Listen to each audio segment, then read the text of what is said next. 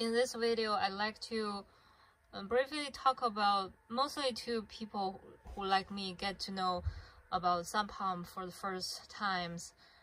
So this is the first time that we own a home that have a sump pump, and in the beginning we had no idea about it, and over time we learned. If you check one of my previous videos, the sump pump was running crazy non-stop during rainy season.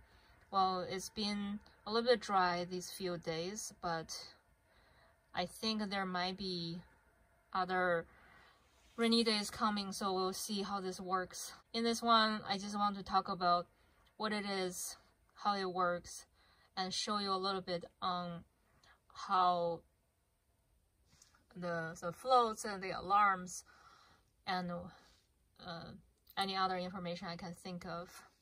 So you can see that here we have, I'm actually in my crawl space. My crawl space is where you see this heat pipe, and there is a plastic material that I'm kind of standing on top of that, where you have a lid. We don't have a basement, so this is the crawl space, like right above the ground. And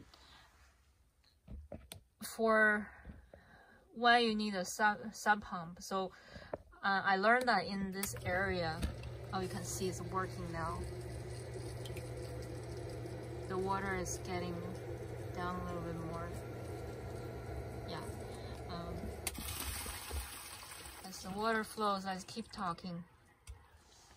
So I learned that the water table in this area is pretty high, and I think that's when we bought this place, I'm pretty sure the sump pump was there for a number of years, probably since the beginning.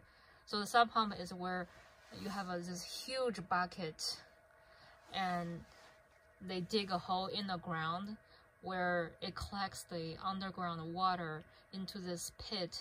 It's called sump pump pit. You can see down in there some soil comes in, I think, but on the side there are some holes where for the underground water to come in. So typically this pit is installed probably at the lowest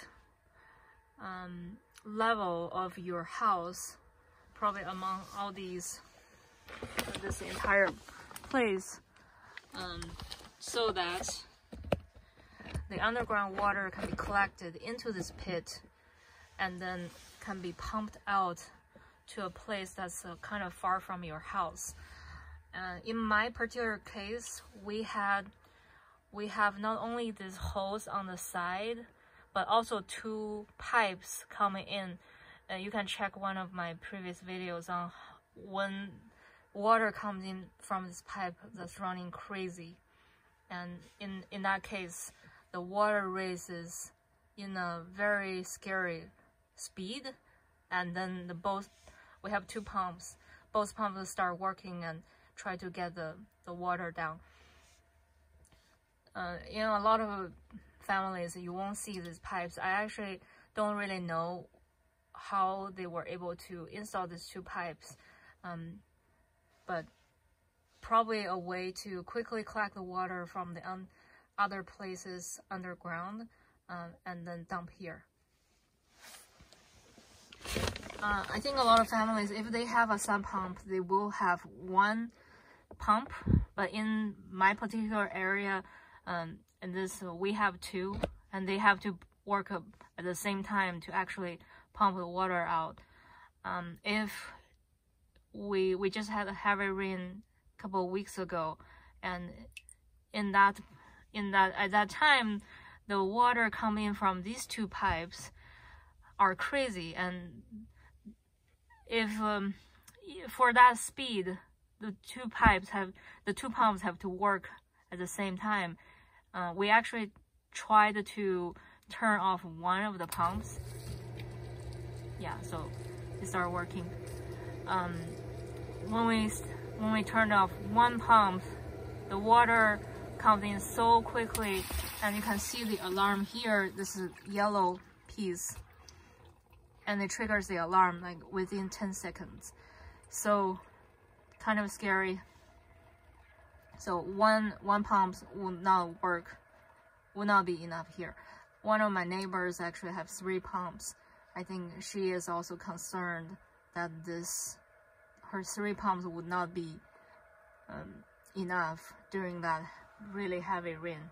But luckily, after that, we get a fairly dry weather. It's pretty dry today. So actually, these 2. Let me see whether I can put my flashlight at the side.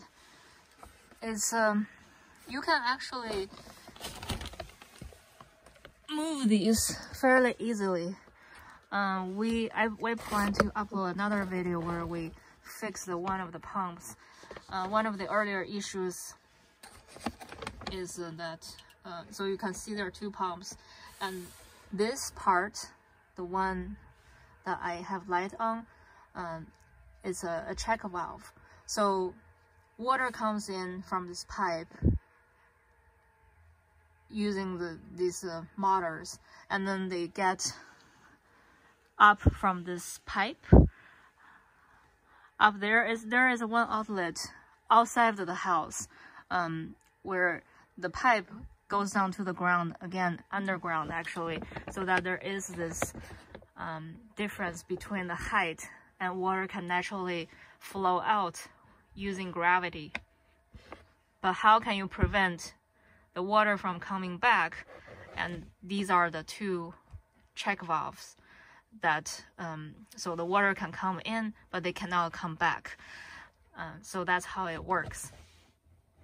Previously, we realized for some reason this one was missing a valve, and so I don't know how they installed it, but water comes in from both before, and then a big chunk of water come back from this pipe, and you're basically wasting the power and wasting probably the effort that the pump makes. And so we actually cut the pipe and installed one of the valves that we got from Home Depot, and that works really well. So under here, you can see there are 2 floats, the white one and there's a black one. If it reached to a certain level, so for example, which there's one float that's reached first, that pump will get triggered. And so since I'm in this crawl space, you can see I have 2 this is 2 plugs. I have these 2 for the 2 pumps, and this one is for the alarm. If the water reaches the alarm will get triggered. I can show you how that works. So let's wait for the water, kind of still slowly coming up. Put this light down here. So now I'm going to unplug both and see. You can kind of hear the sound of the alarm.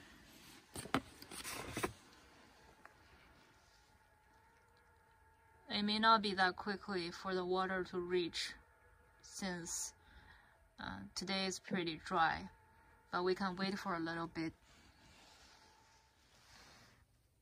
So you can see the water level is here at the edge of the blue part. So I think it's about to trigger the alarm pretty soon. Let me get ready to plug the pumps in.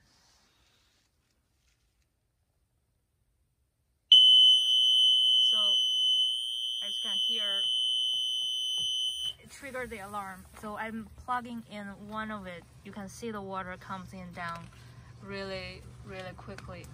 Plug in the other pump as well. It's really sharp to my ears. So within a few seconds, water get down from the black pipe to here, and then the process just go again and again during the rainy season. And normally, if the two pumps are working correctly, we wouldn't worry, and with reasonable amount of rain, we wouldn't worry about this pit get filled up and flood the entire crawl space. But actually the crawl space, other parts are already like the other few days when I checked, there's already visible water right under this plastic material that we had covered the crawl space. So you do have some water there, but this pit try to collect as much as they can. And once it goes out to some homes, if you have a public sewer system, you could direct the water into the public sewer system from the pipes. For us, we have septic, and so we have to address it by ourselves. Of course, these was all installed by people before us, and so the pipe we have once the water come to the pipes from here outside the house, about 40-50 feet, there was a well. It's very hard to see how deep that well is and how big it is, but there is a well that collects the water from the sub pump pit. And during the really heavy rain time, that well was actually filled up and start pumping water out of the ground. And so our backyard becomes a little lake, not just water from the sub pump pit, but also some other water from the neighbors.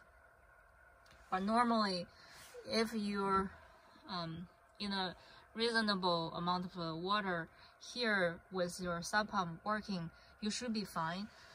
And if so, these pumps should be fine working non-stop if there is water inside the pit, because I think the water will cool the motor down as it's running.